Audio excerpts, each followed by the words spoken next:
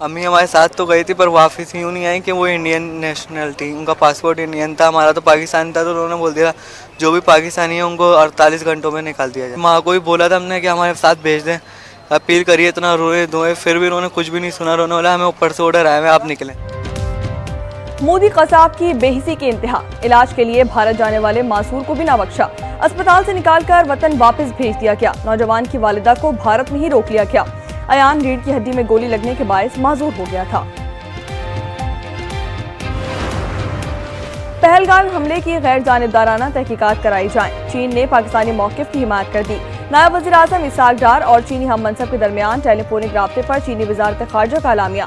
चीन का कहना है कि तनाज़ा खित्ते के अमन के हक में भी ठीक नहीं।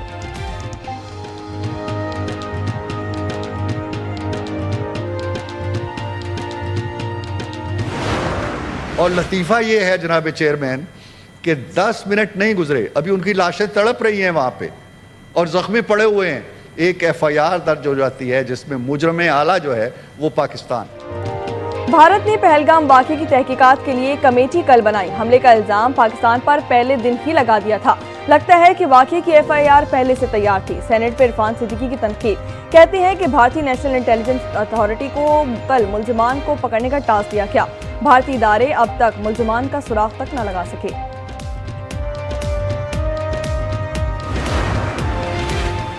भारत हमेशा झूठ बोलता है, पाकिस्तान पर इल्जामात नई दिल्ली का वतीरा है।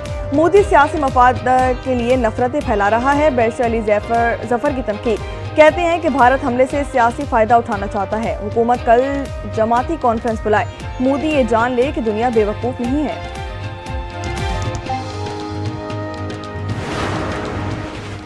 हम भारत की ईंट से ईंट बजा देंगे। फैसल वाबडा कहते हैं कि मुल्क की सलामती के लिए सब यकजा हैं। पाकिस्तान तहरीक इंसाफ समेत तमाम जमातों को मिलकर बैठना चाहिए। जंग हुई तो ये पाक भारत नहीं, खित्ते की जंग होगी। केनाल तनाज़े से मुतालिक अहम ब्रेक थ्रू, वज़ीर आज़म की ज़ेर सदारत मुश्तरका मफादात काउंसिल का इजलास कुछ देर में होगा। शर्जील इनाम मेमन कहते हैं कि आज ही किनारों का फैसला किया जाएगा। CCI का इजलास 2 मई को होना था, हुकूमत सिंध की दरख्वास्त पर आज बुलाया गया।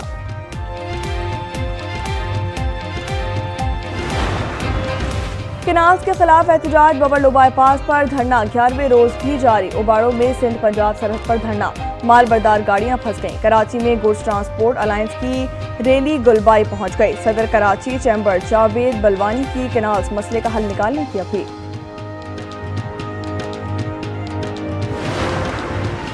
मुआशी सूरत हाल में मजीद बेहतरी, रवा माली साल महंगाई में इजाफे की शरह 5.5 से 7.5% तक रहेगी। स्टेट बैंक की शशमाही रिपोर्ट के मुताबिक मुआशी तरक्की 2.5% से 3.5% तक रहने का इम्कान।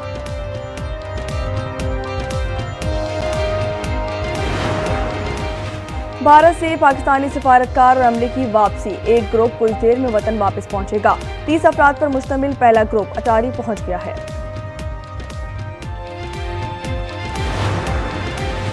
पाकिस्तान और भारत के साथ राब्ता है। अमरीकी वजारत खारजा का कहना है कि सूरत हाल पर पेशरफ्त का जायजा लिया जा रहा है।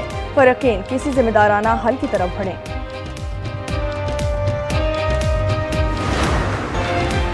पाकिस्तान में दरअंदाजी की कोशिशें नाकाम, शुमाली वजीरिस्तान में सिक्योरिटी फोर्सेस का फॉलो अप ऑपरेशन में 17 खवारिज जहन्नुम वासिल। 3 रोज में हलाक खवारिजियों की तादाद 71 हो गई। सदर और वजीर आजम का सिक्योरिटी फोर्सेस को खराजी तहसीन। नौशकी में ट्रक अड्डे के करीब पेट्रोल से भरे ट्रक में आग लग गई। ट्रक धमाके से फट गया, 50 अफराद झुलस कर जख्मी।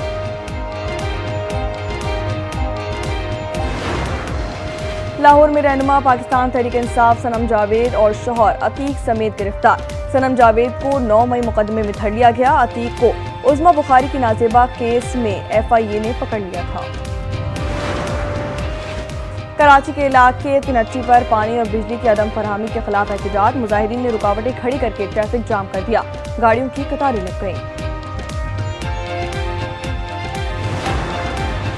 मुल्क भर में गर्मी की लहर, लाड़काना, दादू और तुरबत में पारा 51 डिग्री तक पहुंच गया। लाहौर में 42, कराची में 37 डिग्री। महकमा मौसमियात के मुताबिक 30 अप्रैल तक पारा मामूल से 60 डिग्री ज्यादा रहेगा।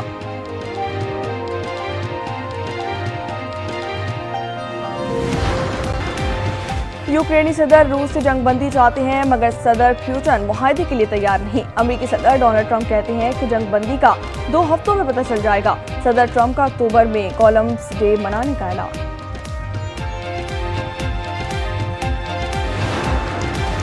कनाडा में पार्लिमानी इंतखाबात के लिए वोटिंग आज होगी। लिबरल और कंजर्वेटिव जमात के दरमियान सख्त मुकाबला मुतवक्के। 50 से ज्यादा पाकिस्तानी निसाब उम्मीदवार भी मैदान में उतर गए। 70 लाख से ज्यादा कैनेडियन पहले ही वोट डाल चुके हैं। पाकिस्तान सुपर लीग 10 में आज आराम का दिन। कल मुल्तान सुल्तान और कोयटा ग्लैडिएटर्स टकराएंगे।